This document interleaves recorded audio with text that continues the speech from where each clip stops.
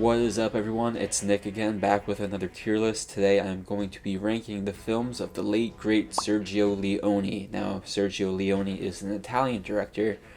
He directed 7 films, of which I am going to rank. But before I get into the ranking, please do me a favor and like the video and subscribe to the channel so you stay up to date on all new upcoming content. So I feel like it's weird to even separate these films into tiers, but nonetheless I did, because I feel like everything can be ranked in tiers to some extent, and Sergio Leone's films are no exception. So it's a more simplified tier list, but here are the tiers. So the bottom tier is a film, and there's no denying what that film is. It's a film, and that's pretty much self-explanatory. It's pretty much the self-explanatory tier. Next tier is the art tier. Now, this tier is the films of Sergio Leone's that I think are very artistic, that I think are worthy of praise. And then the top tier is the masterpiece tier. These are the films that I think are perfect in every way, shape, or form. I find that there are pretty much no flaws with them, and even if you point out a flaw in some way, you can make an argument how that flaw is actually a benefit to the film.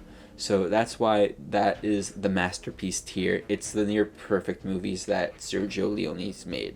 So without further ado, let's get right into it.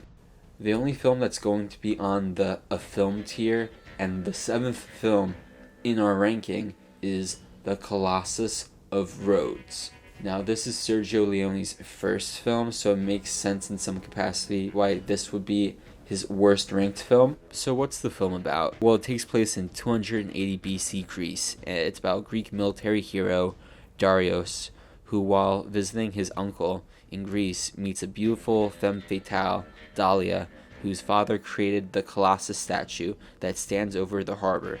A newly formed alliance with the Phoenicians has Darius thrown into the middle of a regime change war with a corrupt king, Circe, who is eventually overthrown by his second in command, Thar, who is the antagonist to Darius, and a group of rebels who are attempting to overthrow his reign of terror. The main climax and a large chunk of the story takes place inside the Colossus statue, which also works as a fortress. This movie is highly forgettable for many reasons. For starters, the performances are pretty forgettable and bland, with a sprinkle of iffy moments. The sound mixing and editing wasn't especially great.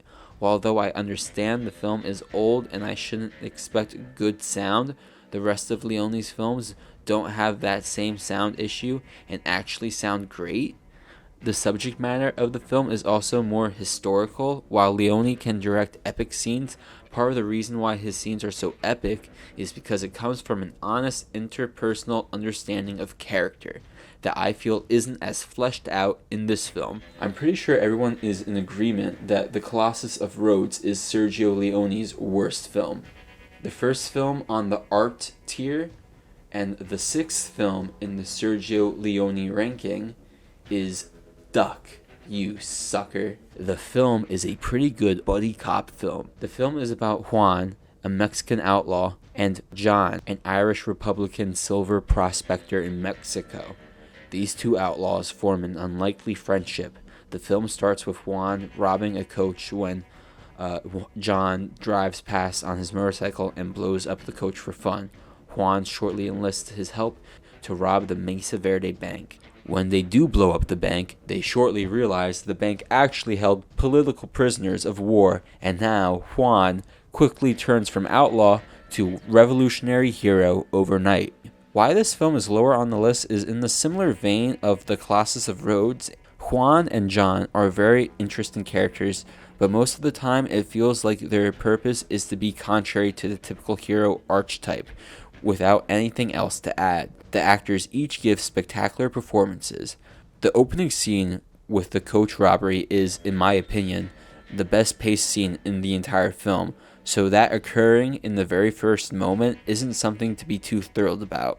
Lastly, the film takes longer than the other films to really start the thrust of the story. You aren't really sure why you're following these characters until it becomes clear that they're revolutionary heroes, which takes a bit of time to get to. Until that point, the film feels like vignettes of these interesting characters. But it's a really fun movie, and I really enjoy watching it. The next film on the art tier and the fifth film on the Sergio Leone ranking is A Fistful of Dollars. This film was a notch higher on this list. In many ways, I prefer A Fistful of Dollars to A Few Dollars More because of the compact tight nature of the story.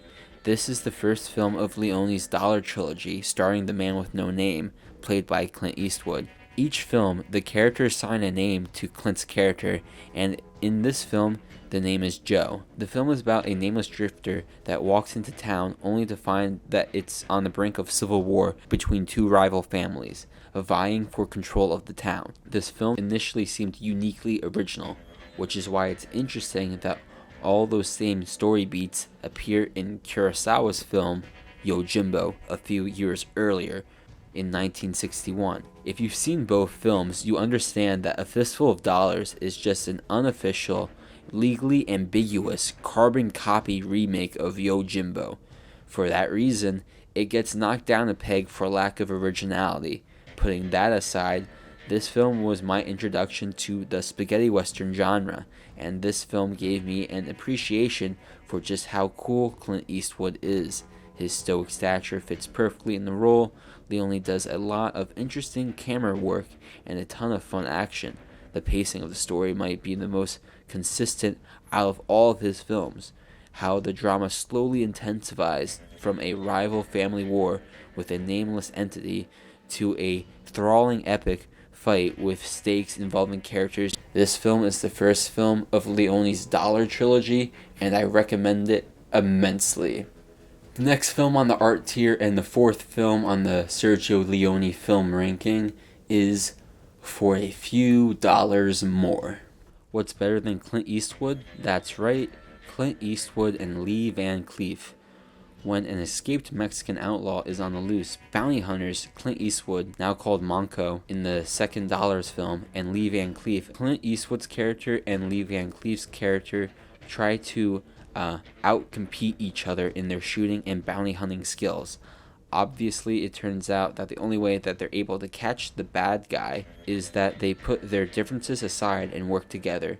Who saw that coming? The best scene in the film is the dick swinging contest between Clint and Cleef's characters, where each of them are shooting each other's hats in the street. In some respects, the movie does feel more basic. I was pretty confident from the jump that the two of them would team up and win, and the movie played out as I expected.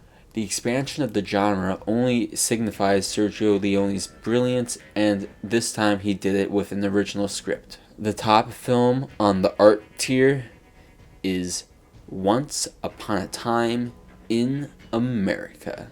What a long movie. This film feels nostalgic even when you see it for the first time. It stars Robert De Niro, and his name is Noodles. And Noodles is a Jewish boy growing up in Prohibition-era Manhattan. Him and his three friends, especially his friend Max, played by James Woods, meet each other as kids and get into the life of crime together. Noodles is also infatuated by a girl named Deborah. Him and his friends get into a turf war with another hoodlum, Bugsy. When Noodles kills Bugs and accidentally kills a cop in the process, he goes away for 12 years. When he's released, Max is waiting for him, and the two of them resume their life of crime. But this time, they're selling bootlegged liquor. They start to not see eye to eye and become at odds with each other. At the end, Max disappears behind the truck when Noodles looks over his shoulder one last time. And it's very ambiguous as to what you're supposed to feel or represent or even mean in the very end. Was it a figment of his imagination?